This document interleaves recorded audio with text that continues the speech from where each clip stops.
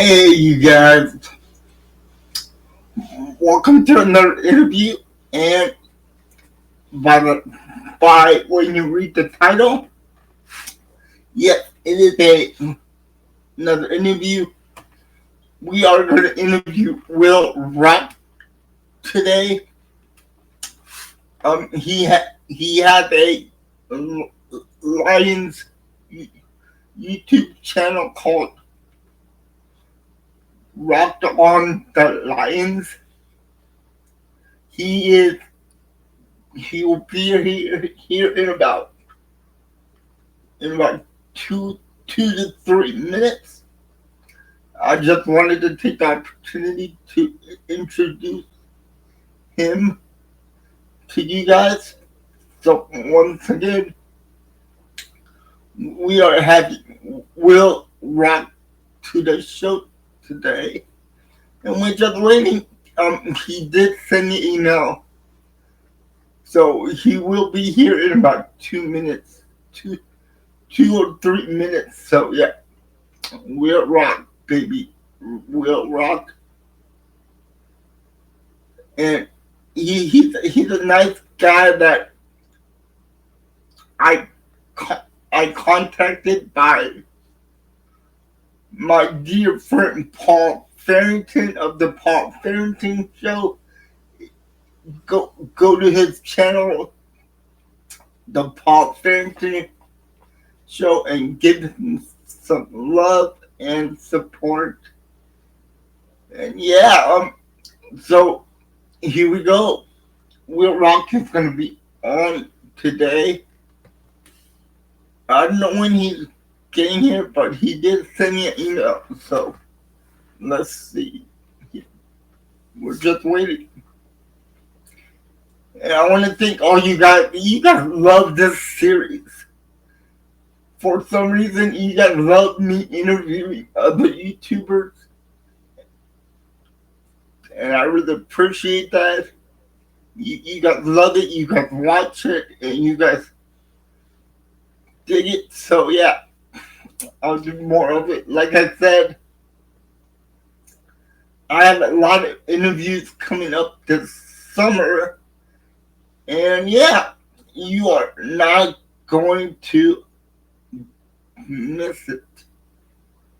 So we're just waiting for Will Rock to come in. He did send me an email, so let's see if he's gonna come in soon. So yeah, I hope everybody's doing okay right out there. For some of you, it's already summer for the kids, so there you go. I don't know. We're just waiting for him to come in. Oh, and thank you for all the views on my last video with Wyatt G. He was a nice guy too.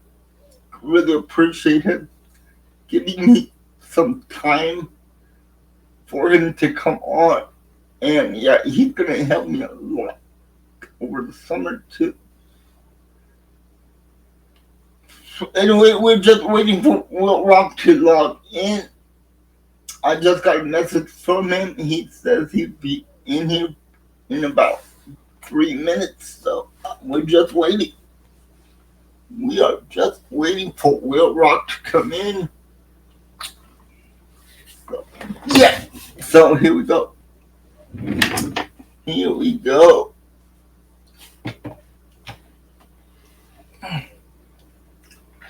You're not gonna.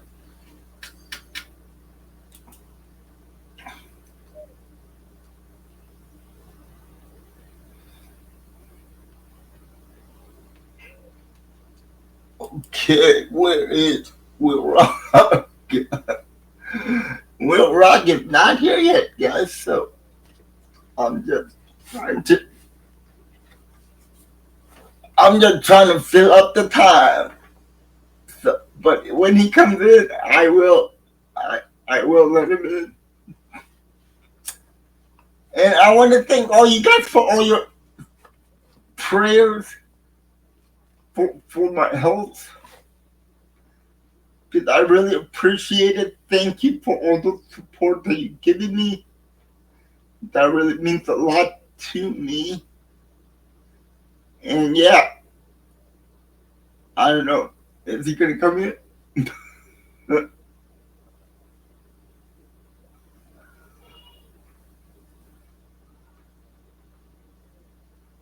Where is? We're just waiting. We are just waiting for Rock to come in. He told me that he told me he was in his studio right now, and he is logging on right now. So we're just waiting and waiting and waiting here for him to come in. So guys, don't worry. Here he is. Let's let him into the chat. And here we go. All right, you got let's see if I can get my camera adjusted. How you doing? I'm doing pretty well. How about you, Will? I'm doing good, man. Appreciate you bringing me in. I appreciate you agreeing to come up. Oh, anytime. And you're a big Packers fan, huh? Yes, I am. I am a bit. Yeah, that's why I reached out to you. I wanted to get every single fan base and talk about their team. Got it. For the upcoming season. Yeah, I love it, man. I love it. How long you been doing this? I've been doing the interviews for about a year now, but I've been live streaming the games for about three and a half years. Nice. Yeah. So, but the first question is, how did you become a Lions fan? Actually. Oh, is that going to be your first question of the night? Yeah. It's actually a really good story. You know how my family's been doing this for a very, very long time. Really? Yeah. So my grandfather, he moved from Pittsburgh to Detroit shortly after World War II. And that's how it all began, man. It's man, that's a long time ago. Yeah, long time. So long time in the family, right? Yeah. Jeez.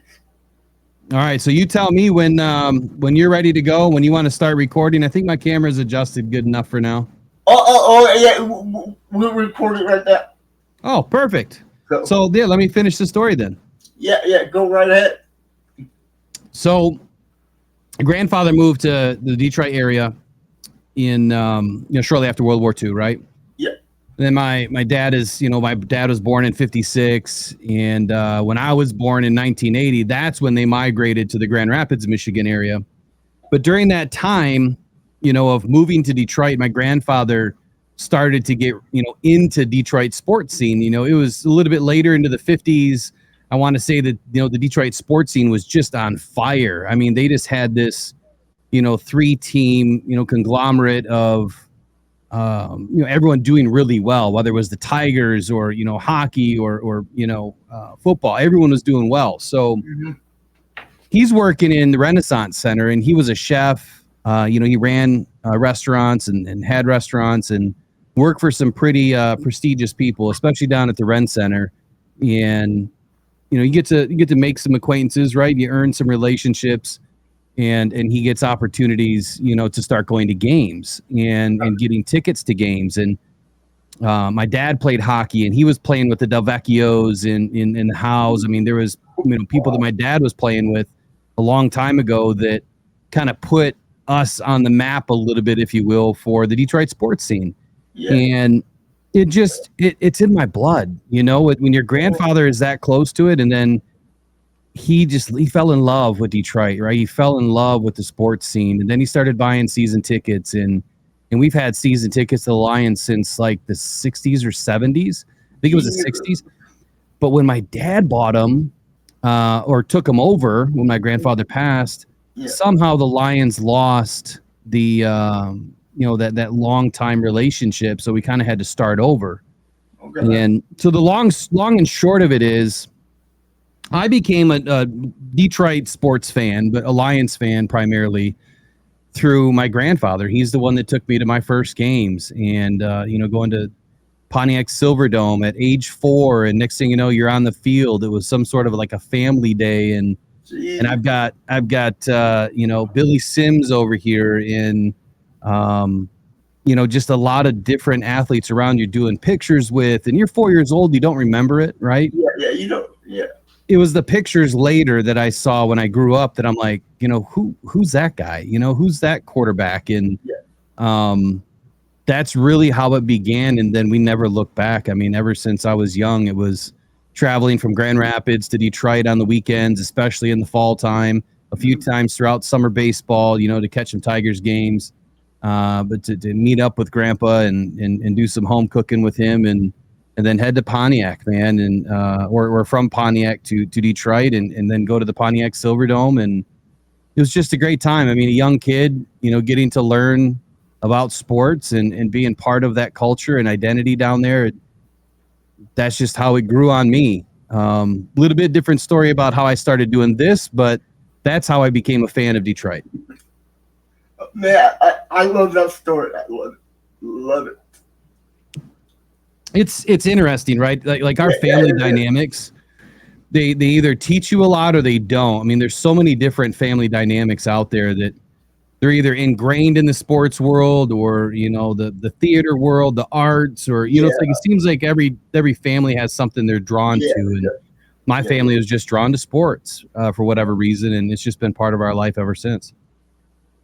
Man, but I know it. I know the Lions had a couple decades of heartbreaking losses. They were not that good in the early 2000s. So how do you feel about the team back then? And how do you feel about the team now?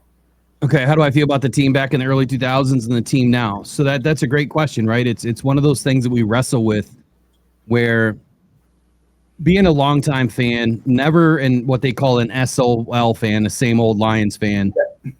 I've never been one of those guys that just got negative about my team. And you have some heartbreaking stuff going on. I mean, watching Barry Sanders retire early. I mean, that was the guy that lit up my eyes on, every Sunday or every time that I was at a game. And he was, the most special player to me growing up.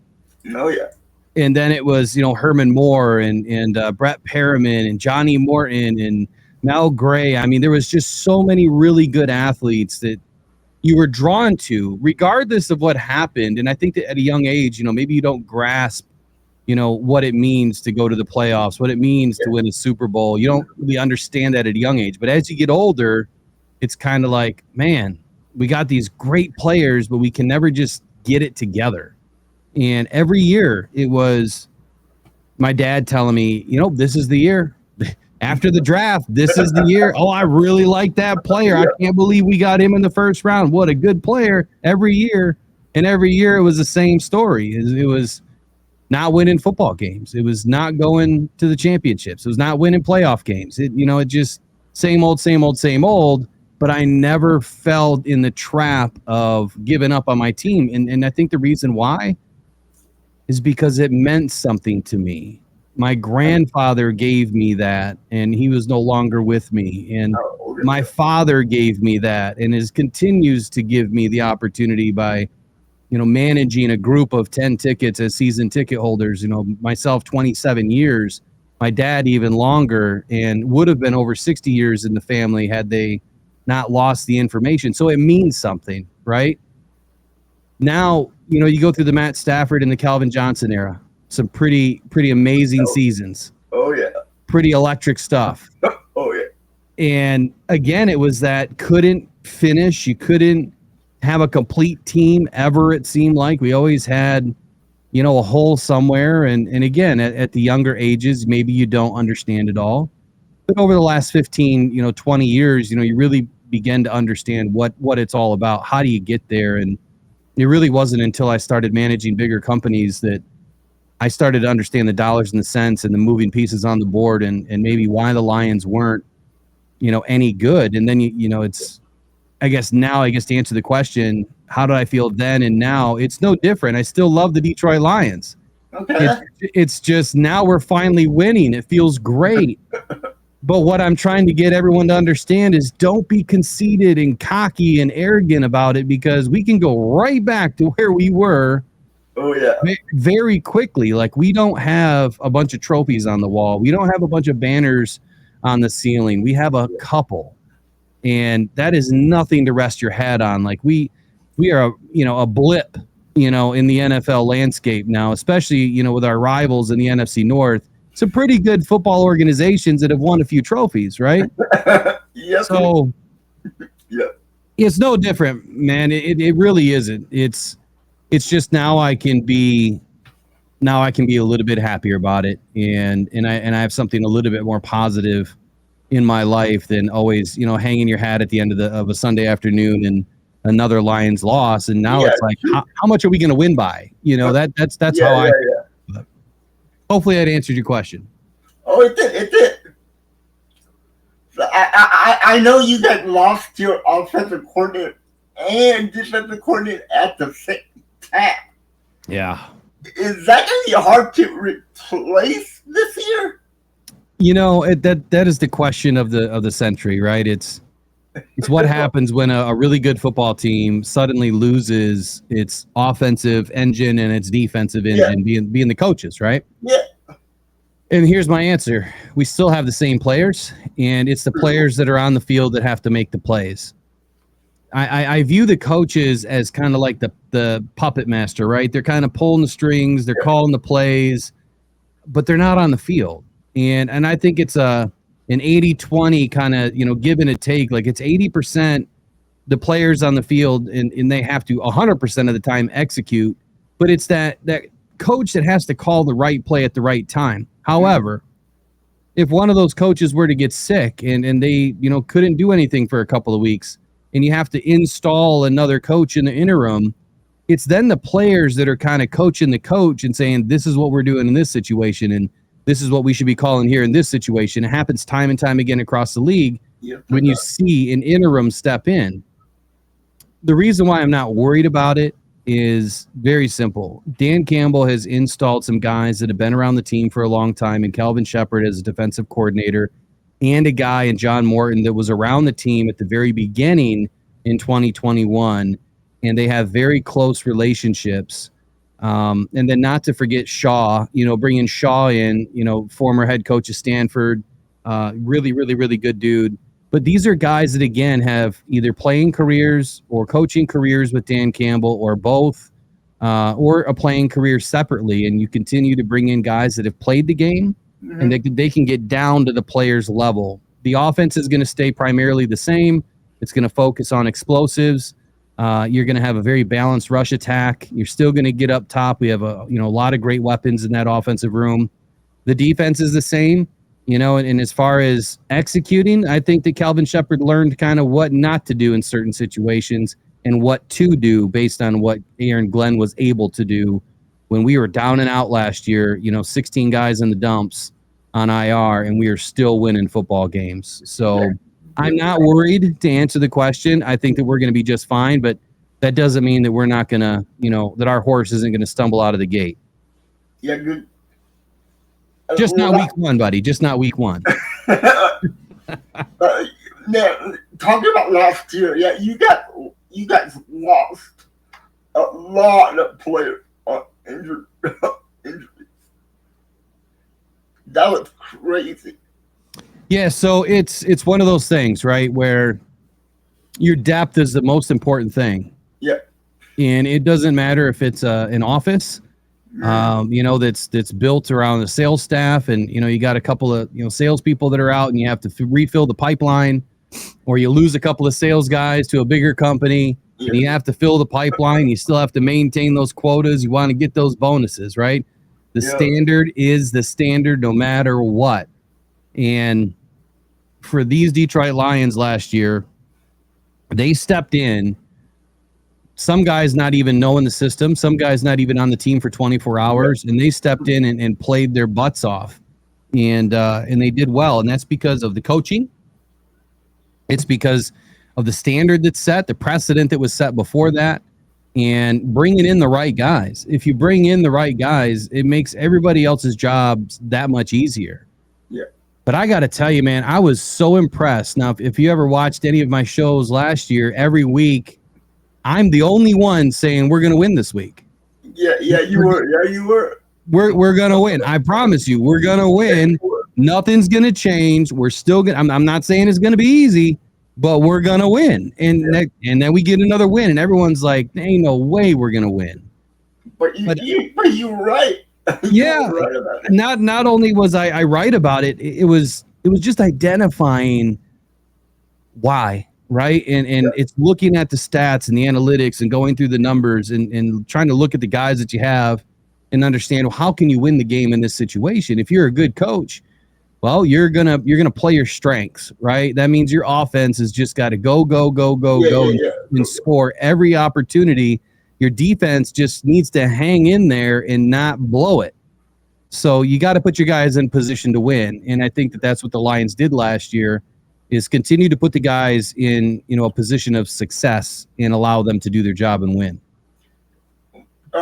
So I think the most important position on the offensive line is the center, but now the Lions lost their veteran center to retirement. Who's going to take that place on the line? It's a great question, because we have Graham Glasgow, who's been around, for a couple of seasons now. I think this will be his third season. So, the first year he slotted in at right guard. He played some center for Ragnow when Ragnow was out. Then he went to the left side when Jonah Williams was having some trouble. Yeah. And then last year he was primarily the left guard. I think he did get a couple of snaps at center last season, if memory serves me right. But if we go back to 2023, Graham Glasgow was an above average graded guard and center at all three positions there in the interior of the line. He has a ton of experience. He was a center at the University of Michigan, and I expect that he's going to be the early favorite to take that position.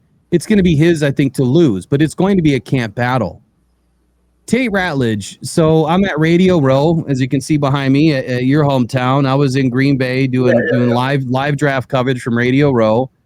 We get to round 2, and I'm looking at my board, and I'm looking at Eric, and I'm looking at my board, and I'm like, something doesn't make sense here. I think it's going to be a guard, right? I have a feeling. I'm looking at my board. I'm like, there's nobody left. Yeah. Like, all the tackles are gone if you're going to take a tackle. The defensive ends are gone at this point. If you're really wanting to take a defensive end, what's the other position that we really need? We need another guard.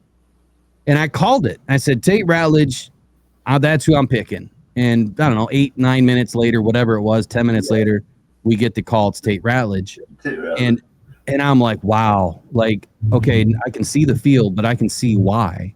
The dude's a dog, and he has never played center, but he's got that intelligence about him that he can eventually play center. It's a position, to your point, it's one of the hardest positions on the field. Oh, yeah.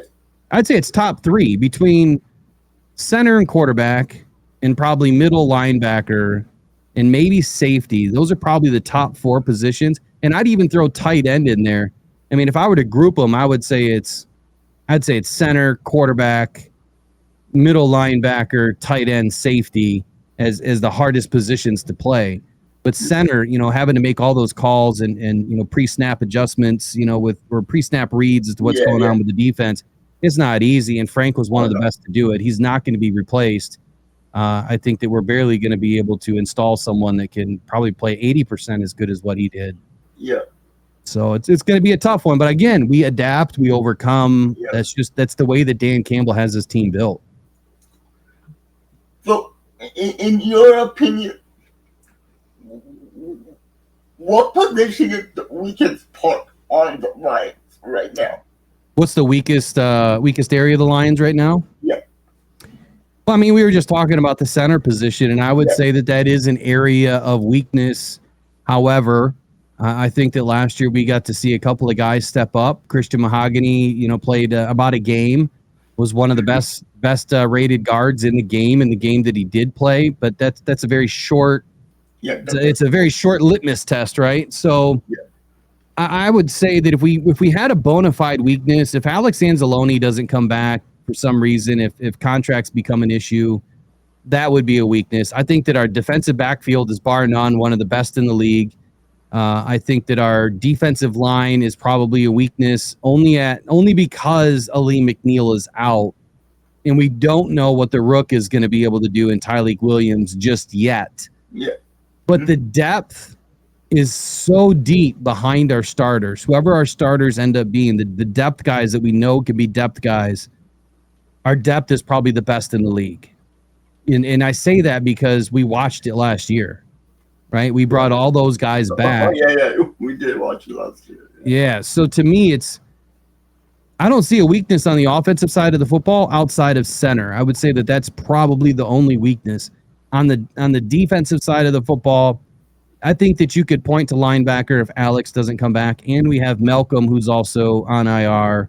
Derek Barnes is coming back from injury, and I think that's what culminates a weakness is, are you at 100% in week one? Or are you not? And if you are at 100%, is it with the starters that should be there? Or do you have, some guys that are subbing in? And right now, Lee McNeil's not in there. Malcolm Rodriguez is not in there. And until Alex is signed, Alex is not in there. So we're going to have some weaknesses until we get to camp. And I think camp is going to tell us that we're going to be just fine. So who is the favorite candidate to be Aiden Hutchinson's other partner? Say that again. Who's the what? I mean, you have Aiden Hutchinson on the right, and who's going to be on the opposite side? So right now it's Marcus Davenport. I mean, he's the guy that we brought in to start last year, and he did start. Ooh. He got injured week 3. Yeah. And that was versus the Cardinals. Now I know a lot of people kind of get down on Davenport because of his injury history. Yeah. But what I will say is if he stays healthy, watch out, because what he was able to do just in the first couple of weeks of being on the field, that's what was allowing Aiden to shine, right? You need a guy that can slam the box shut and be a road grader, coming down that line off the right side and really crush the can, as Aaron Glenn likes to call it. You need that guy. So Aiden's the speed end, Davenport's the big end. Now, behind them, we got this 6th-round pick, Ahmed Hassanin, who his brother Corey was on my show for a little while. And so we got to, really learn a lot about Ahmed. And I'm super excited about him. And the more that we learn about him, he's going to be a developmental piece too. If he gets some snap share this year, I think he's going to do just fine. But the future is extremely bright. See, the thing that I think that fans are falling into a trap with is they think that you need to go spend $35 million on another defensive end. Well, if you do that, you're going to be in, cap purgatory every single year, and you're never going to be able to get out of it. And then you're not going to be able to sign the guys that you need to, to sign. We got 5 guys that we need to sign next year. Ooh, yeah, you're right about that. And so then you're going to lose them all. You got Brian Branch, you got Jahmyr Gibbs, Aiden Hutchinson, Jamison Williams, Sam Laporta. I mean, you don't want to lose any of those guys right now. Thankfully, we got Kirby Joseph done, Lee McNeil done, Penei Sewell's all set. Jared Goff's got a giant contract that kicks in next year. The Lions, if at anything, are they got no cap money next year. They're at $0 after they sign their rookie class. Really? The way it sits right now, they've got it's Jared Goff's contract hits $70 million next year. Oh, good God, that's a lot of money. That's a lot of money. It's a ton of money, but I think that he's deserved it. He's played his butt off. He for a couple of years he's been one of the best QBs. Oh, 1,000%, 1,000%. So when you release this podcast, do you do audio or video? What do you do? Well, the video goes on YouTube. Okay. And I send my audio to my editors, and they edit it for me and make shorts out of it. Nice. So, yeah. Love it. So, yeah, Yeah. So what is it going to take for the Lions to get over that hump and actually beat the NFC? Get over the NFC Championship game into the Super Bowl? Man, that is a great question because we're all asking that same thing. 2023, I'm sitting in the stands in San Francisco, well, Santa Clara, Yeah. and it's halftime, and I'm already looking for Super Bowl tickets and a place to stay. Oh wow! I'm Really? ready to hit buy, and Oh wow! and then this, the second half starts, Oh, yeah, and I'm like, you've got to be kidding me! What just happened? It's like you could feel this wind come across the stadium, and everything just changed. yeah. And so that one fell apart. Last year, I knew deep in my soul that we had a really good run through the regular season. And I said, even if we beat the Commanders, we're not going to beat the Eagles this beat up. Yeah. And then we lose Amik Robertson on the second snap of the defense first opportunity. And I'm like, it's over. That's too much. It's too many injuries. You've got Kirby Joseph now playing nickel corner. And it's just too much. There's no way we're going to survive this. And then Aaron Glenn, blitz, and that he shouldn't have done that. Nobody has beaten an RPO by blitzing a ton. So the question, how are we going to get over the hump? It's consistency. It's staying true to the process. It's continuing to build upon last year. And the Lions have never been this consistent. We have never been able to hold over this many players year over year.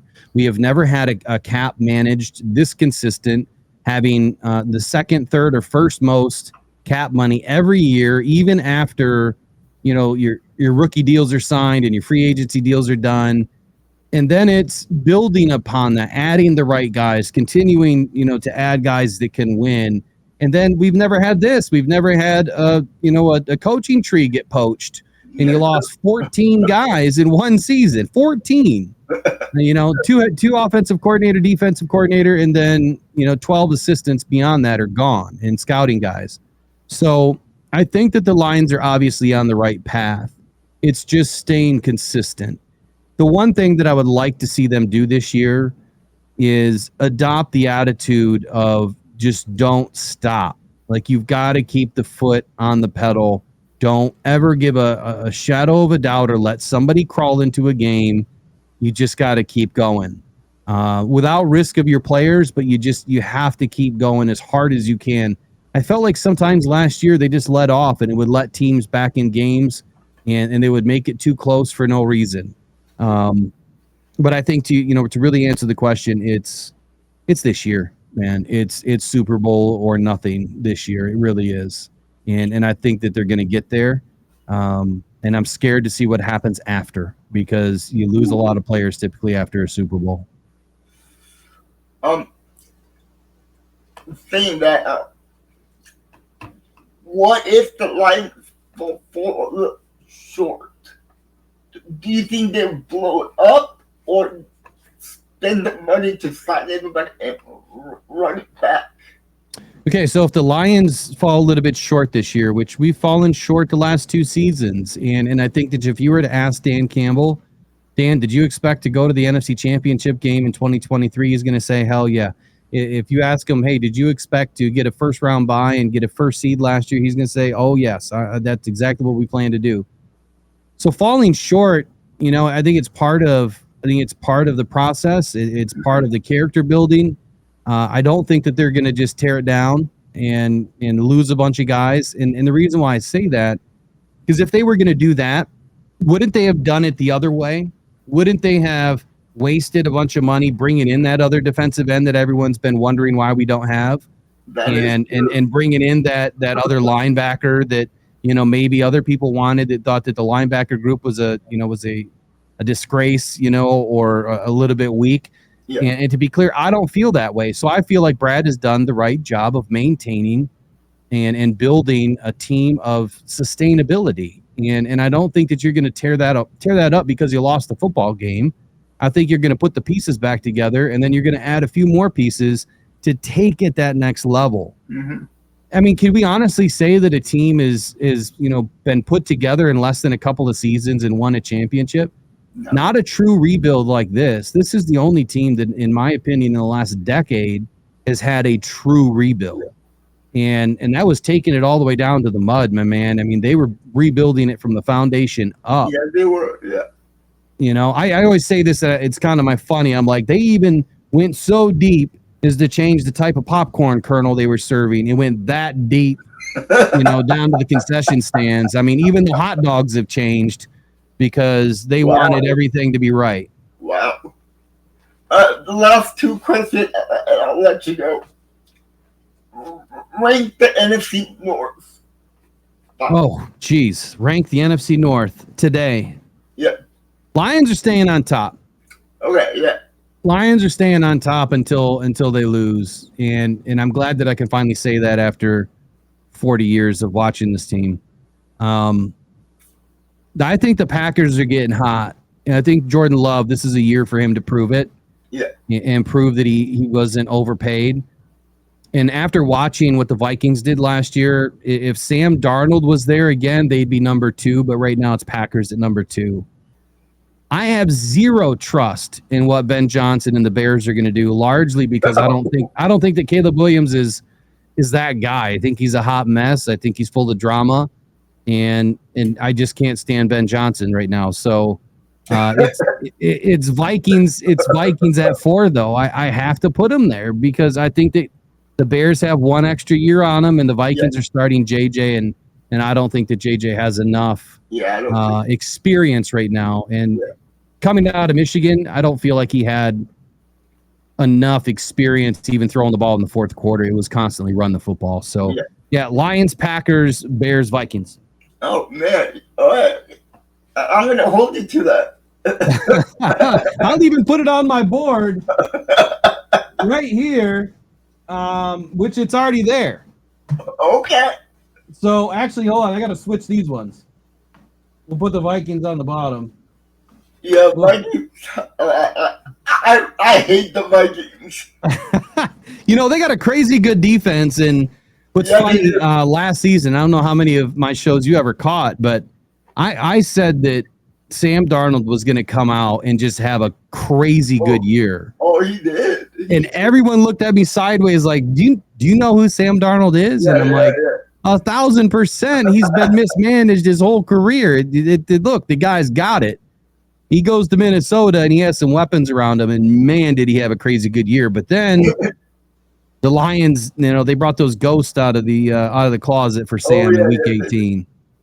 I bet you were loving that game. You know who agreed with you about Sam Darnold? It's Paul. Really? Yeah, Paul Farrington. Yeah.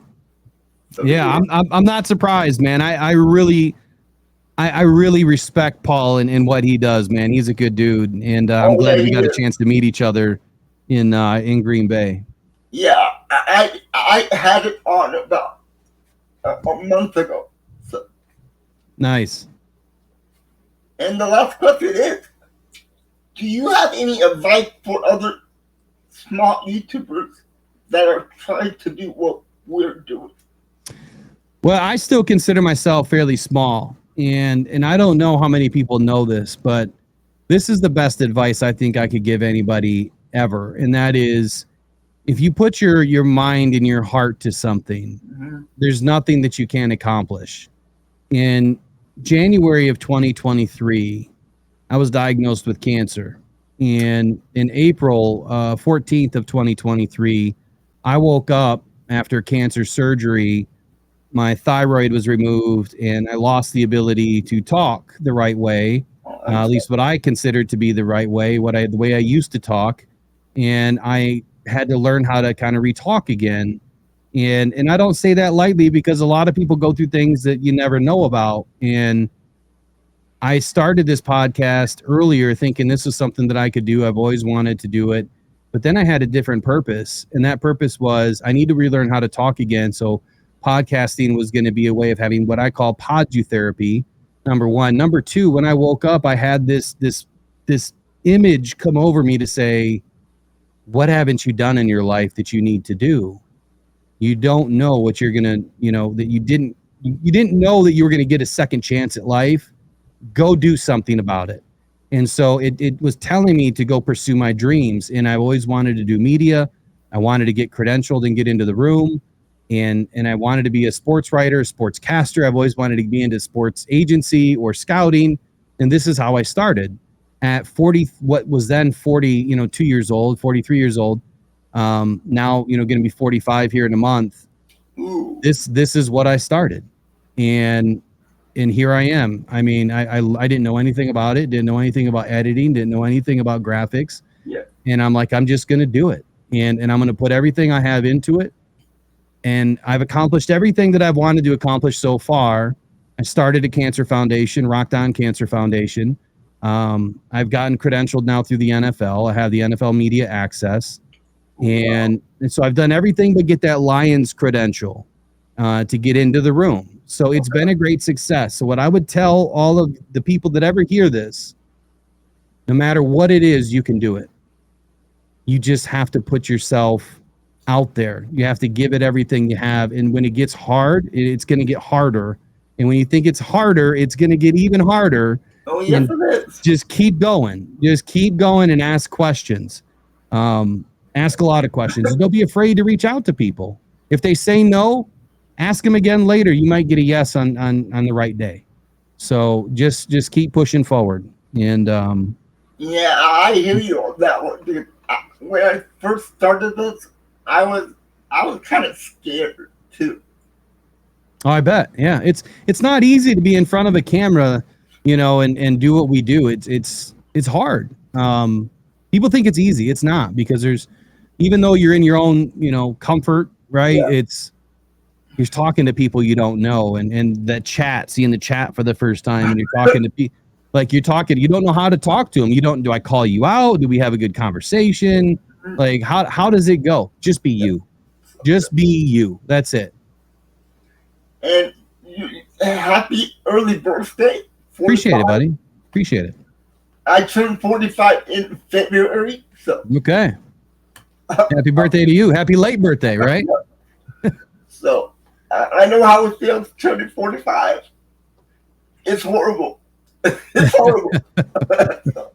Hey, I've been through it, man. Whether it's the cancer or anything else that has been beating me up, and my lady having cancer just before me, 9 months apart. Ooh. We've been through it, and she is so tough, and she's doing a lot of the same things that I'm doing, just pursuing our own ventures. I went from working for a $14 billion holdings company to now being in front of a camera and managing my own businesses and doing my own thing, and I'm so much more happier because of it. But I tell you what, there's a lot of days you don't want to get up and get on that mic. There's a lot of days you don't want to get in front of that camera.